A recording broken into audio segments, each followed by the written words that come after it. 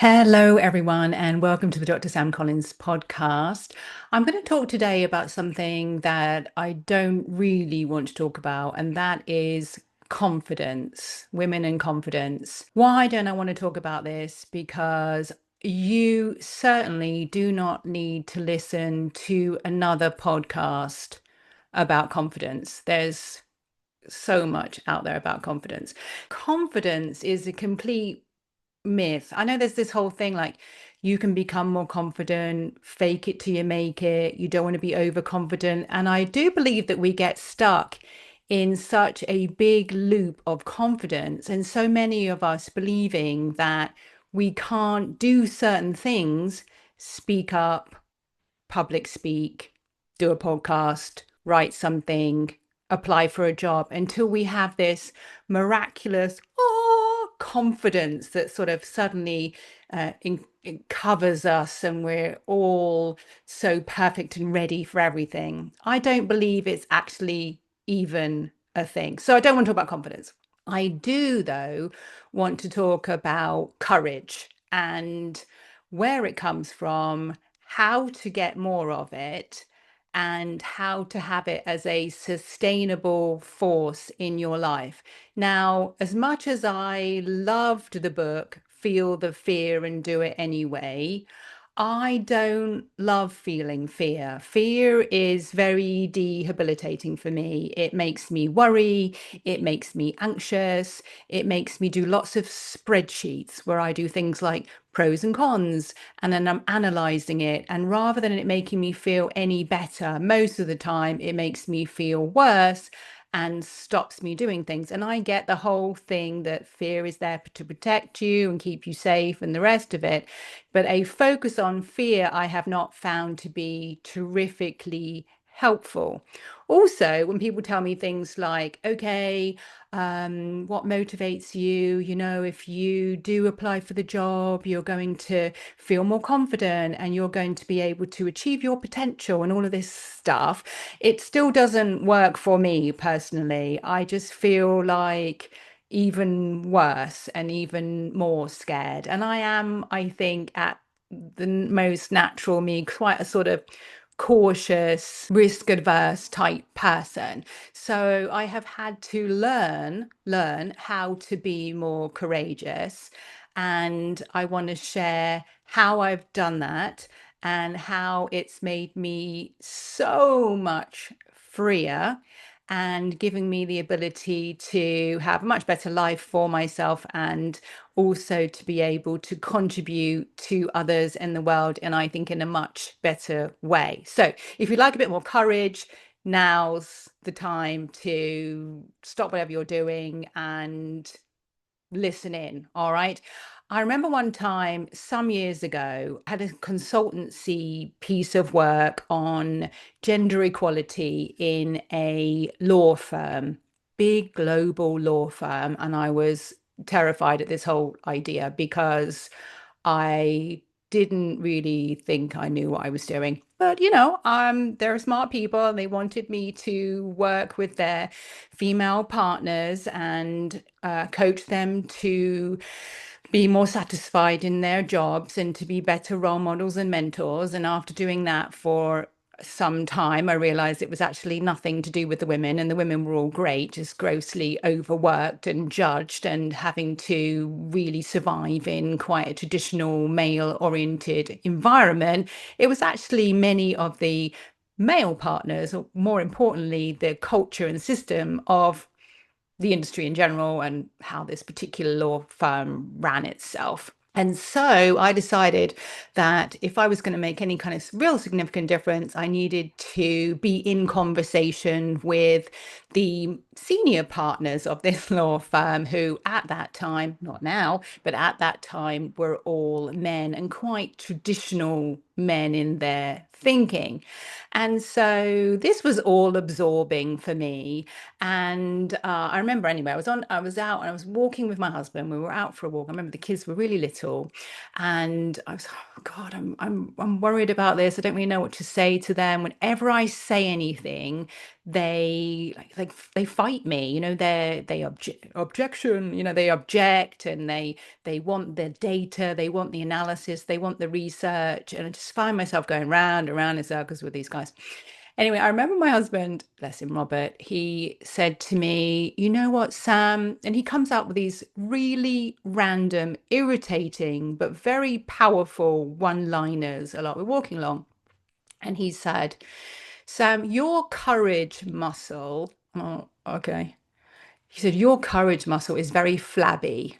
And I thought, you, what do you mean my courage muscle is very flabby? He said, yeah, he said, your courage muscle, you need to imagine like you go to the gym and it's like a physical muscle and you need to strengthen that muscle. And there's these moments where I just punch him in the face. Not literally, I describe that. Anyway, so I was thinking, courage muscle. Well, he said, yes.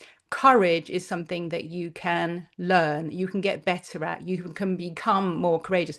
Now, I actually really liked this idea because it's not, I didn't see it as this sort of, some people are really courageous. You look out into the world and you see people and you think, oh my God, they're so brave, they're so courageous. How do they do the things that they do? That's not me. I just don't have that gene. I don't have that part of me that has that inbuilt courage. But what I've learned from Robert, from my work, and from many extraordinary people I've had the privilege to work with is that it's totally and utterly learnable, and you can develop it and grow it like you would a physical muscle in the gym. I loved this idea because I don't really like the gym either. And whenever I've gone into the gym, I've never really been able to sustain the gym because I go in and I try and do too much too soon. So the idea as well with this courage muscle, if you want to go with me on this, is that we can build it up slowly. You can do 10 reps and then the next day you can do 10 reps again. And the next day you can think, I don't want to go to the gym. I'm going to eat ice cream. I'm going to do no reps. Then the day after that, you can go back feeling guilty because you had ice cream the day before and actually do 20 reps and improve yourself over time. And I think this is really phenomenal. Phenomenal. So that's the first thing I want you to understand, that courage is learnable and it can grow over time. Second thing, though, is how do you do it? People would say things like step outside of your comfort zone, and because that's where the magic happens. And in that place is when you become all this brave and courageous person. Again, I'm not a massive fan of stepping out of the comfort zone because it doesn't feel very good. It's uncomfortable naturally because the comfort zone's nice. But so doing things that are uncomfortable is not my favorite thing. So pushing yourself to do something uncomfortable. So people do this all the time. Like, okay, I'm going to cycle across the UK. I'm going to walk across Africa or whatever it is that is completely wonderful but insane. We push ourselves to do things just to kind of make, this kind of idea of like, make yourself do it. Well, I know some people do have success with that, but it's never really worked for me. Or if it works, it's very short term. I can definitely make myself go to the gym. Maybe I can make myself go to the gym if I've stepped on the scales and I'm really overweight, I'm not fitting into my clothes, or I've got a goal of a party or a holiday or whatever stupid things coming up, right? Yes, I can make myself do it. But then I'll get a little bit fitter and I'll stop going to the gym. I'm not interested anymore. It's not sustainable. Anyone you resonating with me? Like push yourself out of your comfort zone, all this stuff. It's just such crap. All right. So instead of push yourself out of your comfort zone, I have found that pulling myself into something that I really want, something positive. Now, I'm not talking about I want to get into a size 8.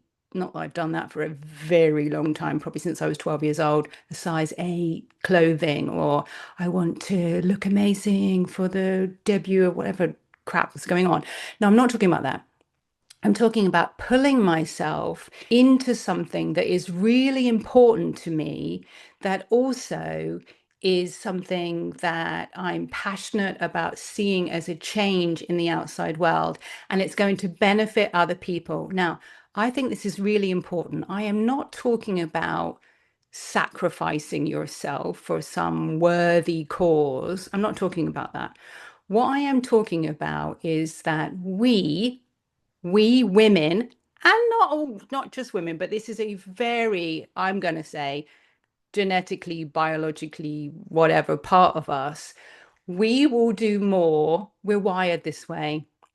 I don't know what it is, the mother instinct, whether we're technically mothers or not, the mothering in us, we are wired to do more for other people than we would do for ourselves. That's something that causes lots of problems and causes us to not look after ourselves. And there's so much on self-care you can find. But also, I am talking about leveraging that for good, meaning that if you have other people in mind, you are much more likely to be motivated and have more courage to do things that you wouldn't normally do. I have seen now, whether it's true or not, or whatever, you can fight me on it, but there are incidences out there where a woman has lifted a car because there's a loved one trapped underneath the car. What's going on? Because if you said to that woman, could you please go and lift the car? She probably, I wouldn't be able to lift a car, but I would like do my utmost to lift that car if someone I loved, or really if anyone, is underneath the car. You find some apparently testosterone and other chemicals, and you find some kind of superhuman strength, because it's not just about ourselves or something abstract. It's because we are focused on those that we love and we care about. We're much more likely to do more. We're going to apply for that promotion if we need to provide for our family. We're going to speak up at our kid's school if our kid is getting bullied. We're going to speak up in the meeting if we're sick and tired of how the organization treats us and treats people around us. We're going to apply to be a politician or a local government if we just can't stand that there's so many people homeless now in our community, and we just can't be that person that keeps walking by and thinking it's someone else's problem. So when we are focused on what we care about, who we care about, we become more courageous. Going back to my story, when Robert was telling me you need to improve your courage muscle, and I'm thinking my courage, he's telling me my courage muscle is flabby. How do I improve my courage muscle? He said, the women that you're working with right now, those women that are tired and frustrated in this law firm, those that feel like there is no change ever going to happen, that the structure and system of how it runs will never be any different. Those that you're working with that believe that they would never become or would never want to become the senior partner or a managing partner in that law firm. And if they did, they would be able to really have an influence and an impact to change probably generations of women, young women and young men coming into that law firm. Those that believe that that is impossible, can you have them in your mind's eye when you are talking to the male partners? And rather than seeing them as adversaries, is that the right word? Forgive me, I never quite say the right word, opponents. Rather than seeing them as opponents, rather than seeing them as difficult and having them shut you down, and rather than feeling that you have to fight, that this is an opportunity for you to be courageous in your points of view. And if it doesn't come out right, just like it just didn't just then, if you don't say it in quite the right way, if they don't believe you, if they think that you're too young, too female, too emotional, whatever it is, it's going to enable you, Sam, to develop stronger arguments, to develop more articulate arguments, to understand how to convince them, how to influence them, which are skills that would be amazing for you to develop and help you to create the changes that you want to change. So it was almost like I could feel this army of amazing female partners and associates behind me as I was having these conversations. And that, having them in my mind's eye, that enabled me to be more courageous. It enabled me to build my flabby, still a bit flabby, my flabby courage muscles into ones that became more toned, more able to handle and weather a storm. They enabled me to become bolder. And in doing that, enabled me to have more of an influence and more of an impact, and enabled me to be able to teach others to have that too. All right. And so I wanted to share this with you, that courage is completely and utterly learnable over time, slowly, slowly, slowly. It's something we can actually work at. It comes from inside. And the starting point and key to that, developing that courage, is first to understand that it's learnable. It's not some genetic gift that some people get and some people don't.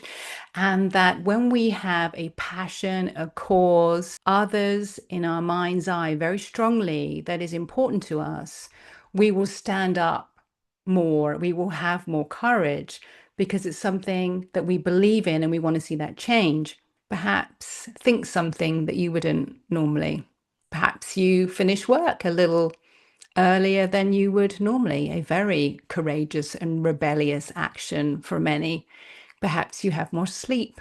Then we create a place where we can develop a platform where we are able to articulate our arguments more eloquently.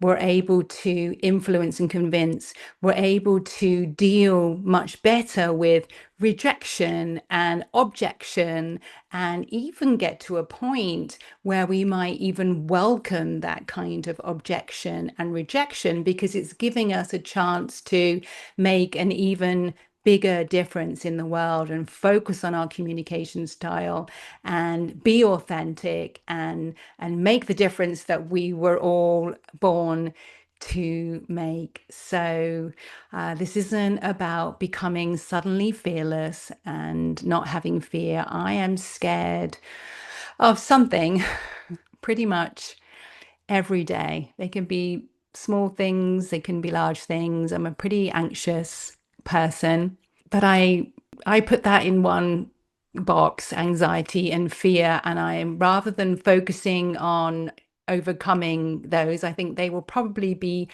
with me in that box, and I want to keep them as much as I can in that box as much of my life. But there is another important muscle in my brain and body, and that's the courage muscle. So I invite you to find yours and to start toning it up and getting ready and exercising and going to your own courage gym and taking baby steps. Remember, this isn't about going to the gym and doing too much too soon. That's how we pull those muscles and we don't want to go back again. Slowly but surely. Perhaps speak up when you wouldn't normally. Perhaps you eat in a way that is very nourishing and nurturing for yourself. Perhaps you do not feel so guilty, though, when you do things that you eat too much, or you don't do all of the exercise or the things that you said that you were going to do, but you get yourself back on track, back on the train, so that you can become consistent in your courage journey. So thank you for listening to the Dr. Sam Collins podcast today on moving from confidence to fearless to courage.